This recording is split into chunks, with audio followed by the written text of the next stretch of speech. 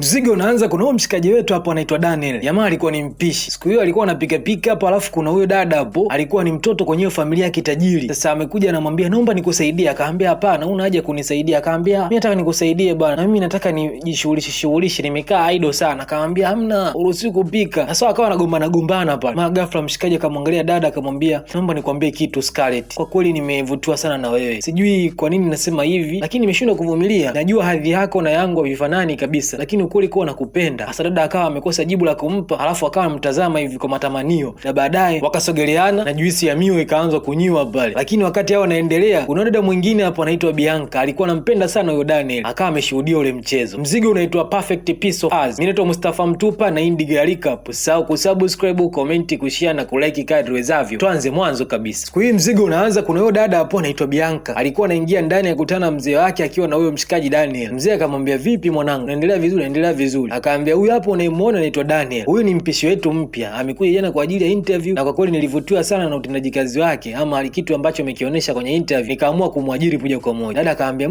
okay sawa. Akamwangalia jamaa kama uchafu hivi, alafu akaondoka zake. Mzee akamwambia huyu ni mwanangu anaitwa Bianca, kuna mwanangu mwingine ambaye yupo nje, sasa nje ya nchi, anasoma masters, naye atakuwepo hapa muda sio mrefu, yani siku chache zijazo. So baada ya muda kweli huyo dada hapo anaitwa Scarlett ndio alikuwa amerejea Nigeria baada ya kutoka masomoni alikokuwa anasoma masters nje ya nchi. Akamuuliza mshikaji, watu wengine wapo wapi? Mbona nyumba ipo pweke? Na wewe ni nani? Akaambia mimi ni mpishi hapa, nimeajiriwa siku chache zilizopita na watu ambao wanaishi hapa kidogo wametoka. Akaambia okay sawa, mimi naitwa Scarlett. Akaingia ndani. Baada ya muda tunamuona huyo mshikaji Daniel amemfuata huyo dada hapo Bianca, akamwambia madam, nilikuwa nataka niende nje kwa ajili ya kuchukua vitu vya jikoni vimeisha. Huyo dada akaambia sasa mimi nanihusu nini? Akaambia wewe ndo pekee ambaye upo nyumbani kwa sasa, dada yako mkubwa hayupo. Akaambia usimuite dada yangu mkubwa, yule ni kazini wangu.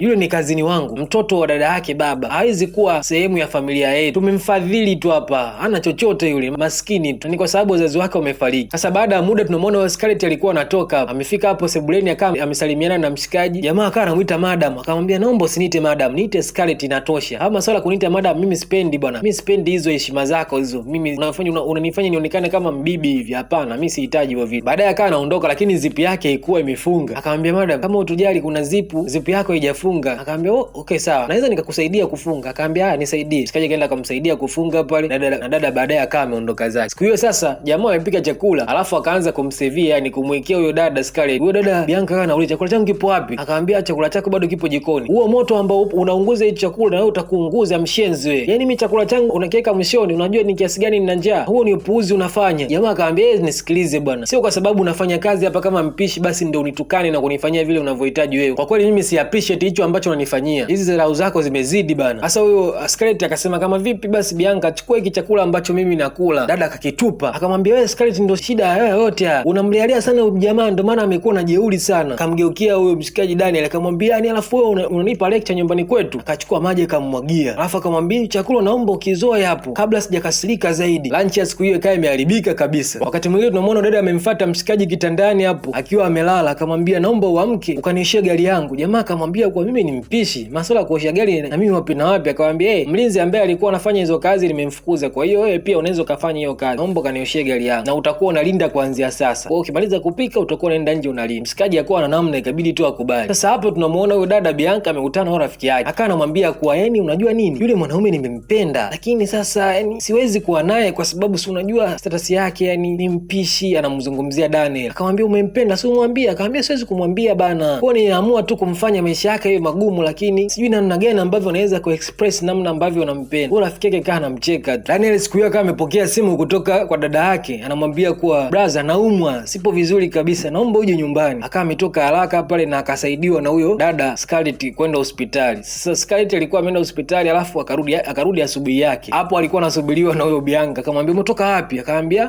nimetoka wapi kuhusu nini yani? Wewe una mamlaka gani ya kuniuliza mimi nilikuwa wapi? Akamwambia najua tu umeondoka hapa na yule Daniel, umeenda umefanya ushenzi huko. Umefanya ushenzi. Yani wewe mtu amekuja tu juzi hapa tayari ushaanza kumvulia nguo. Akamwambia nisikilize kwa makini. Unafahamu kwamba niliondoka na Daniel, nilimsindikiza, dada yake alikuwa anaumwa, na kitu ambacho unatakiwa ufahamu kuwa nilikuwa nimeshinda hospitali, nimelala hospitali kumkaliza dada yake. Hayo masuala kuniambia sijui nimelala naye sijui nimefanya nini, hayo ni juu yako. Dada akasema nilijua wameshafanya. Alafu kwa nini nimekuwa concern sana na masuala yake? Lakini ndio hivyo, nampenda. Akawa anajisemea mwenyewe na jibu mwenyewe. Baadaye tunamwona Daniel amekuja, anamshukuru dada, anamwambia nashukuru sana kwa ile ambacho umenifanyia, kulipia bili za hospitali na kuhakikisha mdogo wangu anakuwa sawa, pia ukamkaliza mpaka asubuhi. Kwa kweli nashukuru sana kwa ukarimu wako, na mimi na dada yangu tumeandaa hichi kitu kidogo kama zawadi kwa ajili ya kukushukuru. Baadaye mshikaji kama amepiga na magoti pale. Dada akaambia hapana bwana, unani embarrass bwana, nifanya mbona kawaida tu, mbona sijafanya kitu kikubwa sana, naomba unyenyuke. Akaambia sisi tunashukuru sana, yani hatutusahau wema wako, yani tunashukuru mno. Akaambia una haja kunishukuru hivi bwana, wewe nyanyuka, maisha mengine endelee. Sasa siku hiyo mshikaji amelala zake, akawa anaota kwamba dada amekuja, alafu wamekumbatiana hivi, alafu akakisi. Akawa ameshtuka kutoka usingizini, anasema ndoto gani jamani, mbona kama nimeota ndoto tamtamu hivi, alafu ilikuwa haijamalizika. Sasa baadaye pale wakati amemaliza kuota hapo, nasikia mlango unagongwa, aenda kufungua, kuna jamaa hapo anaingia anaitwa Abdul. Sasa huyo mshikaji baada ya kuingia akamwambia wewe ni nani? Akamwambia mimi ni mchumba wake Scarlett. Wakati anaendelea kuzungumza, Scarlett mwenyewe ndo akawa ametokea pale akamkumbatia huyo mshikaji, na baadaye wakawa wanazungumza. Sasa mshikaji yule Daniel ni kama aliingia na kawivu kidogo, kwa sababu alishaanza kumpenda huyo dada. Sasa baadaye tunaona huyo Abdul pamoja na Scarlett wapo zao hapo mezani wanakula, mshikaji anasifia chakula, anasema chakula kizuri sana. Akaambia nilikwambia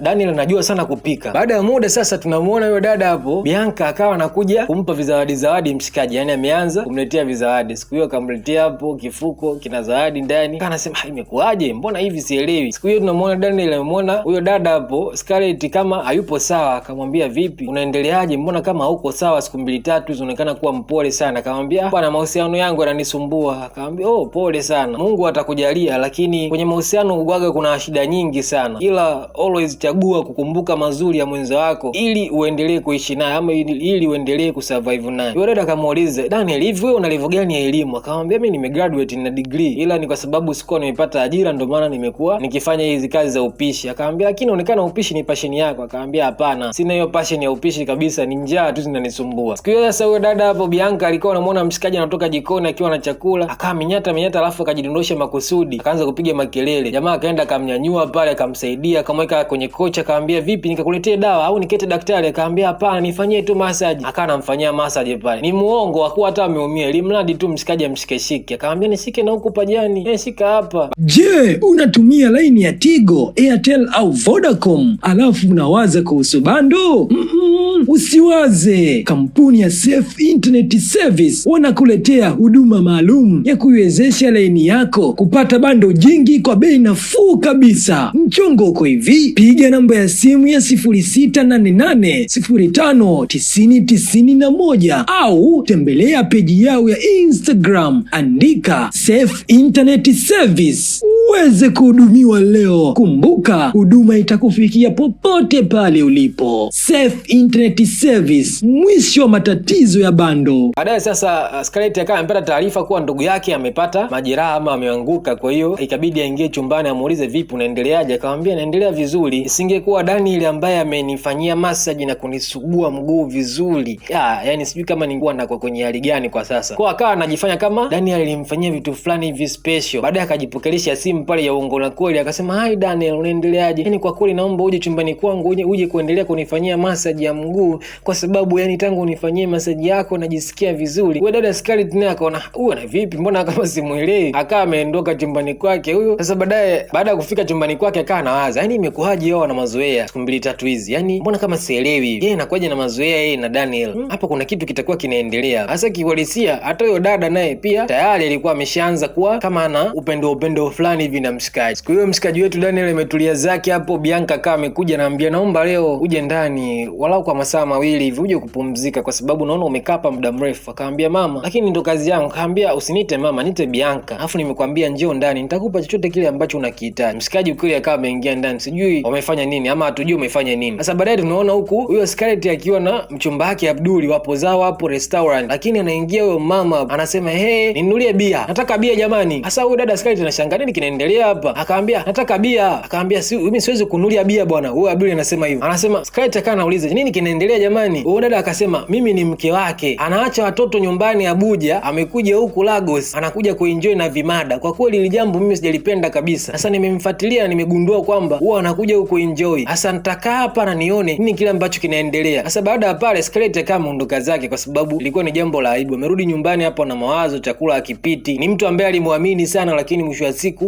limemuumiza. Bianca akawa amekuja hapo anampa pole ya uongo na kweli, ili mradi tu akaisawa. Akamwambia usijali, kila kitu kitakuwa sawa. Yule mwanaume kama amekufanyia hivyo achana naye. Kuna wanaume wengi sana ambao wewe unakuhitaji. Si unajua wewe ndugu yangu ni mzuri sana. So akampa hope ya uongo na kweli pale, alafu huyo akawa ameondoka zake. Mshikaji Daniel siku hiyo ameingia ndani hapo anakutana na zawadi nyingine. Akati naitazama huyo Bianca naye akawa ametokea hapo. Akamwambia madam, mbona kama sielewi, mbona unaletea sana zawadi siku mbili hizi? Nini kinaendelea? Unahitaji nini? Akamwambia hii ni kama puzzle. Kwa hiyo uta figure out. Ni fumbo, wewe fumbua nini ambacho mimi nahitaji. Alafu akawa ameondoka zake pale. Huyu Daniel kama sio mtoto wa mjini, mimi ananikela, ananiuzi. Haya bwana, tuendelee. Kwa hiyo sasa huyo dada Scarlett amekaa zake kitandani amelala hapo. Akawa anamwaza sana mshikaji Daniel. Yaani mawazo yapo kwake. Si unajua tena amepigwa heartbreak. Alafu mshikaji alikuwa anaonekana kumjali na kumkia sana. Bwana jamani, nimemwona Scarlett, hatari ya mambo. Haya bwana. Siku hiyo Daniel alikuwa anaingia zake ndani hapo. Huyo dada Bianca akamwita akamwambia, naomba uje hapa tukae wote tuangalie movie. Sasa baada ya kukaa, dada akamchukua popcorn akamwambia, unaweza ukachukua na popcorn. Alafu akawa amemsogelea hivi. Wakati yale yanaendelea, Scarlett akawa ameshuhudia hapa. Kilivyo kaa kimemuingia akawa ameondoka zake. Yaani ile kama amemuona Scarlett na akajua kuwa atakuwa amechukia. So akawa hana amani pale sehemu ambayo amekaa. Siku hiyo hapo Scarlett anafanya zake kazi. Mshikaji akamletea maji akamwambia kuwa unaonekana umefanya kazi kwa muda mrefu. So huenda koo lako limekauka. Please naomba unywe maji. Dada akamwambia asante sana. Alafu akawa na tabasamu fulani. Anasema lakini huyu jamaa anaonekana na mimi pia ananijali. Jamani, yani mimi na enjoy sana. Yani nikimwangalia ni mtu fulani vipo cool sana. So hiyo siku ikawa imepita. Siku hii sasa tunamuona huyo dada Scarlett akiwa anaingia jikoni hapo, namkuta mshikaji anapika pika, akamsogelea ndo anamwambia kuwa anahitaji na mimi nipike, nikusaidie. Akaambia una haja kunisaidia. Hasa wakati umesogeleana pale ndo mshikaji akawa anatoa soga zake, yani kwamba dada mimi nimekupenda sana, nakupenda sana. Na dada naye hakuwa na ajizi, hakuwa na kipingamizi, akamsogelea pale, alafu juisi ya miwa ikaanza kunywa. So ameshikana, jamani usifanye hivyo nini. Hasa baadaye kumbe huyo Bianca naye alikuwa anashuhudia mchezo. So wakawa wameshtuka hivyo,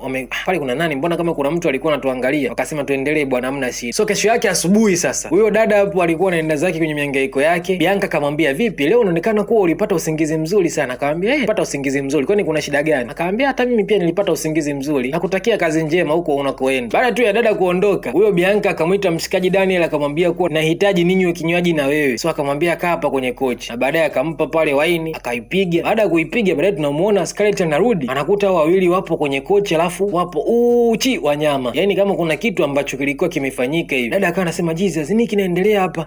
Nini kinaendelea? Jamani, mbona imekuwa hivi? Jamaa ameshtuka naye anasema nini? Mbona nipo hivi jamani? Dada Scarlett ameingia ndani hapo, anaona kwamba mimi sina bahati na wanaume kabisa. Nilimwamini sana Daniel, alafu mambo yamekuwa hivi. Kwa kweli sijapenda kabisa. Lakini hakuna namna, ndo hivyo. Ameshaona kuwa amesalitiwa. Baadaye mambo akawa yanaendelea, dada mawazo bado yapo kichwani. Mshikaji akamfuata akawa anamuomba msamaha, anamwambia kwa kweli mimi sijafanya chochote na yule dada. Yaani mimi alinipa kinywaji na shangaa tu nikapitiwa na usingizi na sijui nini kilitokea. Nakuomba sana unisamee na unielewe. Mimi sijafanya kosa lolote. Wakati ile inaendelea, Bianca akawa anashuhudia. Akamfuata rafiki yake akamuelezea kuwa yani licha ya yote niliyofanya bado yule mwanaume anamtaka yule mwanamke. Yani sasa wale nitawakomesha. Yani yule Scarlett haiwezekani akachukua kila kitu ambacho mimi nakihitaji. Yani nitamkomesha nakwambia. Yani nimepanga plani kubwa hiyo ambayo hawatoamini kama nimeifanya. Siku hiyo sasa huyo dada Bianca akamfuata baba yake akamwambia kuwa nina mimba. Akamwambia una mimba? Mimba ya nani? Na nini kimetokea? Hasa baada ya kumwambia kuwa mimba ya mshikaji, huyo baba akamuita Daniel. Baada ya kumuita Daniel akamwambia yani wewe umempa mimba mwanangu ndani ya nyumba yangu. Na Scarlett naye pale akawa amekuja amesikia kila kitu. Akamwambia kuanzia leo nimekufukuza kazi na sitaki kabisa kukuona hapa. Sasa huyo Bianca akasema baba, unajua mimi nampenda huyo mwanaume. Akamwambia sitaki kusikia chochote, naomba uondoke kabisa. Hasa yale maneno ama ile tukio likawa limezidi kumuumiza zaidi Scarlett. Anasema imekuaje? Yani mpaka amempa mimba. Inaonekana nao alifanya kwa muda mrefu sana. Huyu jamaa kumbe ni malaya sana.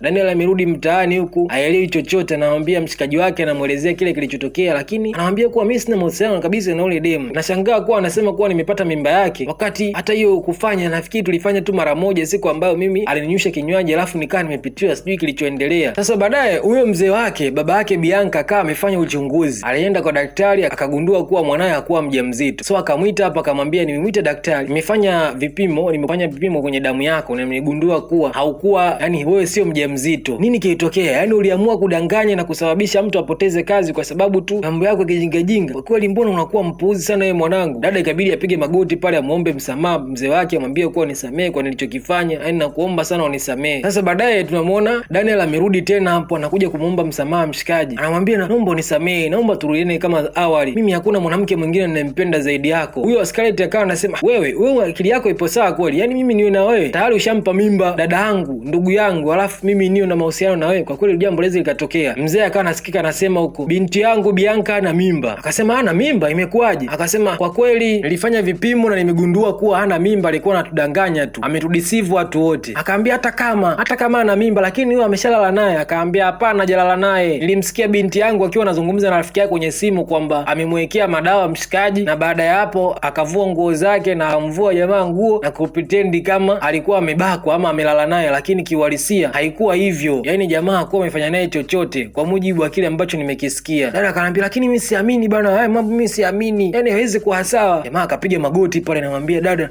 nakuomba sana unielewe, kwa kweli mimi nakupenda, hakuna mtu mwingine ambaye nampenda zaidi yako. Dada akamwambia hiki unachokisema ni ukweli kabisa. Akamwambia nimekusamea, akamkumbatia pale. Baadaye mzee amekazea kitandani hapo, binti yake huyo Bianca anakuja na anamwambia baba, nini kinaendelea? Mbona amenipigia simu mama ameniambia kuwa anahitajika kwenda Marekani, kwenda kuishi Marekani. Akamwambia nimeamua ende kuishi Marekani kwa sababu unaona hapa hakuna unachokifanya zaidi ya kwenda klabu, yani umekuwa ni mtoto wa hovyo sana. Kwa nenda kule kidogo akili yako inaweza kakaa sawa. Akamwambia baba mimi sipendi bana, ama sala mimi sipendi. Akawa ameondoka pale. Wakati mwingine tunamwona Daniel yupo zake hapo na dada yetu Scarlett, alafu mzee naye akaja akasema unajua nimegundua kwa unampenda sana Scarlett ni kama mwanangu mimi. Dada yangu alipofariki aliniachia nimlee kuanzia akiwa na umri mdogo mpaka kufikia sasa. Kwa hiyo najivunia sana kuwa na yeye, ni mtoto mzuri na adabu sana. Na ili kusapoti mahusiano yenu na ndoa yenu ambayo mnatarajia kufunga, basi nitakupa naira milioni 50 kwa ajili ya kuanzisha biashara. Mshikaji akapiga magoti pale, nashukuru sana mzee wangu, nashukuru mno. Akaambia huna haja ya kunipigia magoti, kwa hizo pesa utachukua na utaenda kuanzisha biashara na maisha mengine yataendelea. Dada pale akasimama akamkumbatia jamaa, akawa na furahi wenyewe. Mzee akawapa bless zote kwamba nimewapa bless na kuanzia leo nyie nimewapa bless, endeleeni na maisha yenu na fanyeni kile ambacho mnataka kufanya. So